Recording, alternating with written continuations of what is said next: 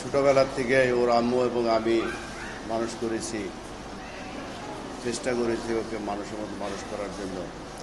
ওর জন্ম হলো চিটাগাং মেডিকেল কলেজে।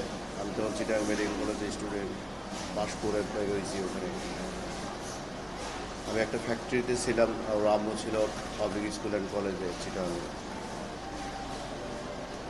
ওর ওখানে জন্ম আমার মনে আছে এখনো, প্রায় অনেক দীর্ঘদিন পরে ও হয়। এরপরে অলরেডি আমরা বিভিন্ন চিটাগাংয়ে, আমি প্রায় 2082 সাল থেকে আমি 2004 পর্যন্ত ছিলাম। ওর ক্লাস 5 পর্যন্ত ওখানে ছিল। চিটাগাংয়ের অলিগুলি সব জায়গায় ঘুরছি, আমি বাইকে ঘুরছি, 3 জনে ঘুরছি। ও পাবলিক স্কুলে, কলেজে, ক্যান্টন বোর্ড স্কুলের ছিল। ওর আম্মু ছিল, ও সবসময় ফার্স্ট হইতো। পড়াশোনায় অত ছিল না, কিন্তু মেধাবী ছিল, সাংঘাতিক। আসলে কার্বন ব্রেন বলে এটাকে। একবার দেখলেই ওর পড়া এটা হয়ে যায়, আজও মনে পড়ে। তারপরে আমরা ওকে চিটাগাং থেকে সাভার, নবীনগর ওর আম্মুকে নিয়ে আসলাম। আমি ভ্যাকসিন মধ্যে জয়েন করলাম, পাবলিক কলেজ, স্কুল অ্যান্ড কলেজে ভর্তি করে দিলাম। ওখান থেকে ম্যাট্রিক পাস করলো GPA 5 কৃতিত্বের সাথে। তারপর 2009 সালে ইন্টারমিডিয়েট পাস করার পরে ওর একটা ছিল, ওর যত মার্কেটে খুললে ওর সাথে খেলনা কিনতো, খেলনা, গাড়ি প্লেট এগুলো কিনতো। ওগুলোকে আবার সে বাসায় করতে চালাইতো, ভাঙতো, দেখতো ভিতরে কি আছে। এইভাবেই সে, ওর মনের ভিতরে যে সুপ্ত বাসনা ছিল বিমানের পাইলট হওয়া, যুদ্ধ বিমানের পাইলট হওয়া, এটা আমি কিছুটা অনুধাবন করতে পারছি। ওদিকে নিজেই রিক্রুটিং এজেন্সি তেজগা, ওখানে পরীক্ষা দিয়ে আসলো, ওর প্রাথমিকভাবে সিলেক্ট হইল। তারপর এক সময় লিখিত পরীক্ষা হয়, সবই ভালো করে। তারপর ICSB-তে যখন যায়, ICSB-তে আপনারা জানেন কিনা, ICSB হলো প্রথম দিন ম্যাক্সিমাম ছেলে বের হয়ে আসে, হয় না। যারা প্রথম দিন বের হয় না, তারা পরবর্তী 4 দিন ওখানে রাখে। ওখানে পরীক্ষা, বিভিন্ন বিষয়, বিভিন্ন ট্যালেন্ট দেখে, তাদের মেধা দেখে, বিভিন্ন রকম। এটা অন্যরকম একটা পরীক্ষা।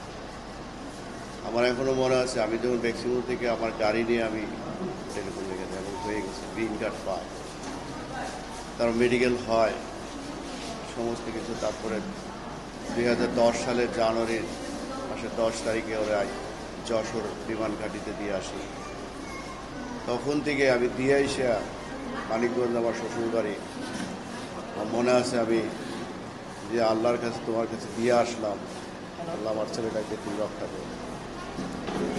সে প্রশিক্ষণ 2 বছর কৃতিত্বের সাথে প্রশিক্ষণ নিয়ে সমস্ত জায়গায় সে ফার্স্ট হইল। সোর্ড অফ অনার পাইছে, বিমান বাহিনী ট্রফি, ফ্লাইং উড্ডয়ন, সমস্ত কিছুতে সে ফার্স্ট হয়। আমরা তো যখন পাসিং আউট হয়, আমরা গার্জেন হিসেবে গেছি, তখন তোর মনে আছে দৃশ্যগুলো। সে তারপরে বিভিন্ন রকম প্রশিক্ষণ দেয় বিভিন্ন জায়গায়, সব জায়গায় সে ইনস্ট্রাক্টর হিসেবে, বগুড়া যখন ফ্লাইং ইনস্ট্রাক্টর, ওখানে সে ফার্স্ট হয়। চায়নাতে যে সবচেয়ে বড়, চায়নাতে যে F-7 যুদ্ধ বিমান, ওখানে সে ভালো করে। ইন্ডিয়াতে, ইন্ডিয়ান নৌবাহিনীতে, এই ইন্ডিয়ান বিমান বাহিনীতে বিভিন্ন দেশের বাহিনী লোকেরা ট্রেনিংয়ের জন্য যায়, সেখানে আমার ছেলে ফার্স্ট হয়, ইন্ডিয়ান বিমান বাহিনী প্রধানের ট্রফি পায়। তারপরে তেজগাঁও, ওদের জুনিয়র স্টাফ কোর্স আছে, সেটাতে সে ফার্স্ট হয়। এইভাবেই সে, যখনই সে ফ্লাই করতো, আমার মনে ভয় থাকতো।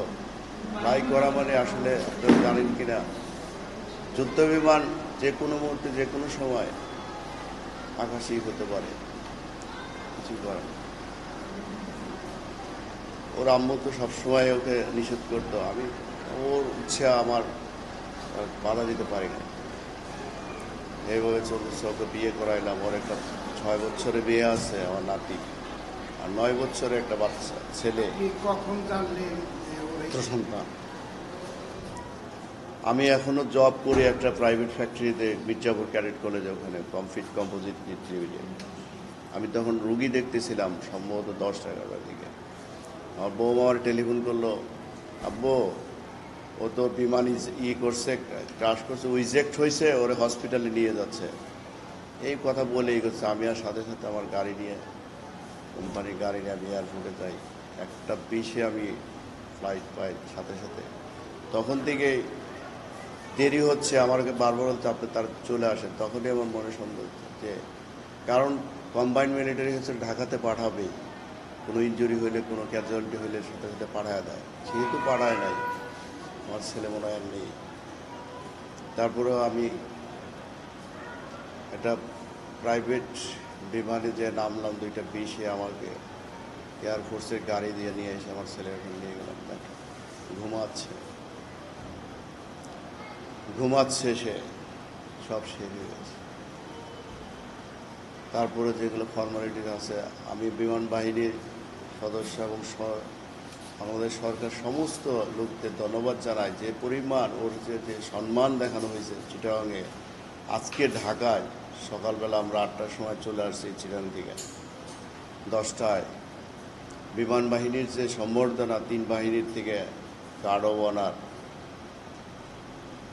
সবাই, সমস্ত লোক এখানে জড়ো হয়েছে। অফিসার হিসেবে সমস্ত লোকই ওকে ভালো জানে, এই জন্যই ওর সম্মানটা পাচ্ছে, সম্মান প্রাপ্য ছিল। আমরা আসলে কিছুই জানাই না, আমাদের গ্রাম গোপালপুর সাটুরিয়া। আমার আসলে আমরা এরকম না যে এটা জাহির করবো, এটা চলতেছে। আমার একটা ছিল যে ও যেভাবে আগাচ্ছে হয়তো এক সময় বিমান বাহিনী উচ্চ পর্যায়ে চলে যায়। না, আমাকে বিমান বাহিনীর থেকে সমস্ত ওনাদের চিফ অফিসার সমস্ত লোকে বলছে যত যা করা লাগে আমরা করব। আমার 2টা নাতি ছোট, ওদেরকে আমার দেখাশোনা করতে হবে, এই আমার চাওয়া। আল্লাহ ওকে ব্যস্ত নসিব করুক। আপনারা সবাই ওর জন্য দোয়া করবেন। আমাদের মানিকগঞ্জ, গোপালপুর, সাটুরিয়া একটা নক্ষত্র আসলে চলে গেল।